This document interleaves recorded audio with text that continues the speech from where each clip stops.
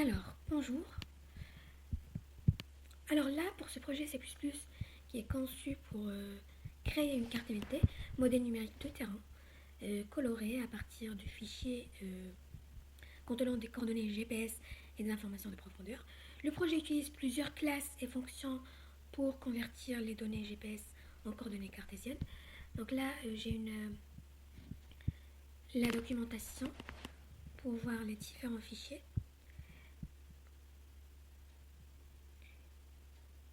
Donc là, j'ai créer plusieurs classes et fonctions pour convertir les données GPS en coordonnées cartésiennes, créer une représentation pixelisée du terrain et enfin générer une image utilisant une carte de couleur et des techniques d'ombrage. Donc, concernant la structure du code, mon code est divisé en plusieurs fichiers clés. Donc, le main.cpp qui est le point d'entrée du programme. Ce fichier initie le processus en créant des vecteurs pour les coordonnées x, y. Alors, on va voir directement ici.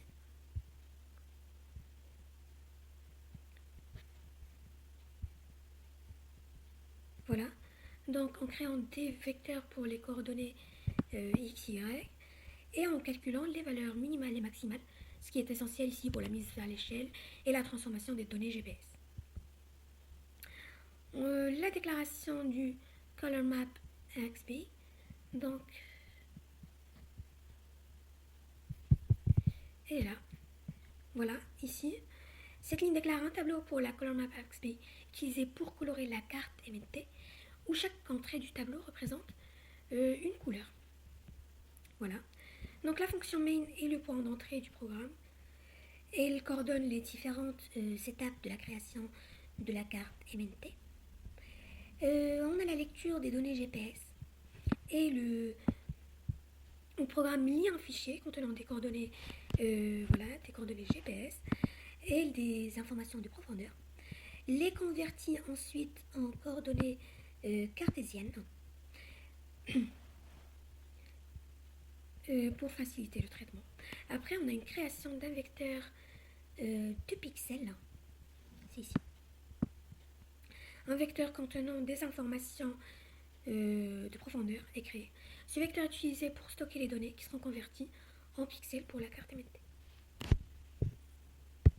Donc je vais expliciter encore plus cette fonction. La fonction prend un objet de l'onateur et un vecteur de profondeur ainsi qu'une carte en liant les points et les valeurs de profondeur, deux entiers spécifiant la hauteur et la largeur de l'image et deux doubles max x et max y. Elle crée un vecteur, donc ici, crée un vecteur 2D contenant les valeurs de profondeur pour chaque pixel de l'image. Elle applique une transformation linéaire en profondeur et calcule la dimension réelle des pixels. Elle itère ensuite sur les triangles et pour chaque triangle, vérifie si le pixel est à l'intérieur du triangle en utilisant les coordonnées barycentriques et ainsi la valeur de profondeur correspondante depuis la carte. Là on a, ça vérifie, il vérifie si c'est à l'intérieur du triangle. Bon. Je reviens. Donc là on voit, après la création des pixels, on remplit un fichier ppm. Donc je vais expliciter cette fonction createMNT. Donc le remplissage du fichier .ppm, un fichier d'image format .ppm est rempli avec les pixels créés en utilisant la color map XB et un facteur de shading pour la visualisation du relief. Pour le calcul de l'ombrage, je vais l'expliciter encore plus tout à l'heure. Mais bon, le programme calcule l'ombrage pour chaque pixel en fonction de la pente et de l'aspect du terrain, améliorant ainsi la représentation visuelle du relief. Sinon, je vais l'expliquer maintenant. Hill Shading. Donc, Hill Shading implémente le calcul de l'ombrage pour chaque pixel, ce qui est crucial ici pour la visualisation du terrain. Le code inclut une formule détaillée du... Oh, j'ai perdu ce que je voulais dire. Oui, pour calculer l'ombrage en fonction de la pente et de l'aspect du terrain. Donc ici, ce fichier contient une fonction nommée shaded qui est utilisée pour calculer la valence de l'ombrage. Là, je me répète. La fonction prend en entrée un vecteur 2D représentant les valeurs des pixels, la hauteur et la largeur de l'image, la hauteur et la largeur de chaque pixel, et les angles d'azimut et de hauteur de la source de lumière. Voilà. La fonction commence par calculer l'angle zénithal, qui est ensuite converti en radian. Nous créons ensuite un vecteur 2D nommé pixel shaded, avec les mêmes dimensions que l'image d'entrée. Ce vecteur contiendra les valeurs d'ombrage de chaque pixel. Ensuite, nous itérons sur chaque pixel de l'image, à l'exception des pixels de bord. Pour chaque pixel, nous obtenons les valeurs du pixel lui-même et de ses 8 voisins. Ces valeurs sont stockées dans les variables allant de A à C.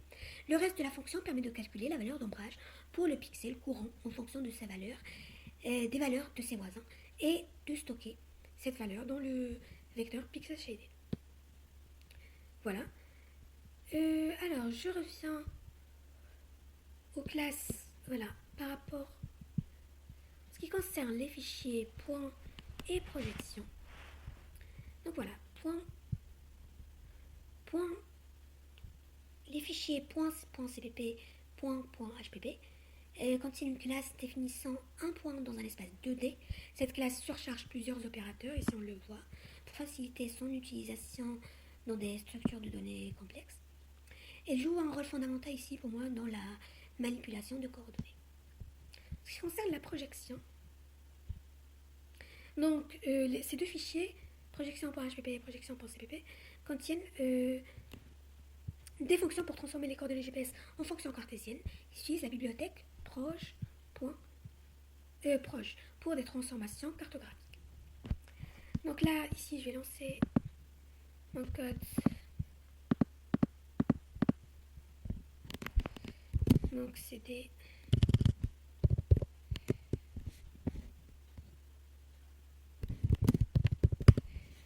et je vais dans le build, make,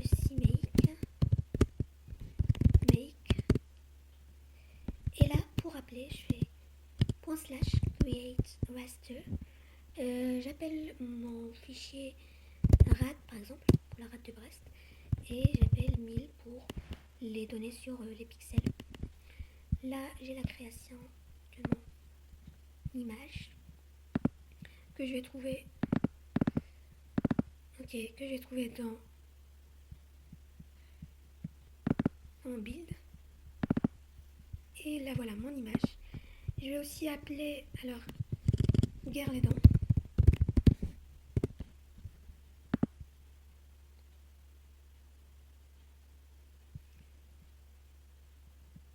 Donc là on a la triangulation.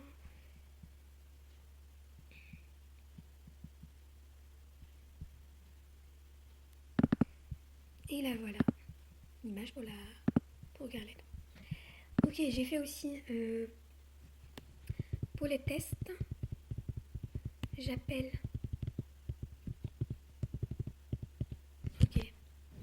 donc /test/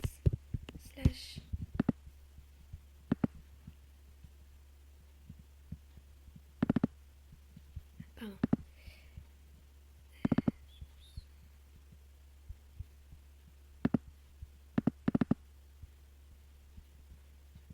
Ok, c'est run tests.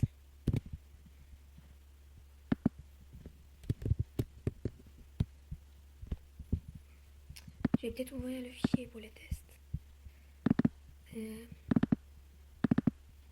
Voilà, j'ai testé 4 tests. J'ai testé mon fichier point et projection. Merci et bonne journée.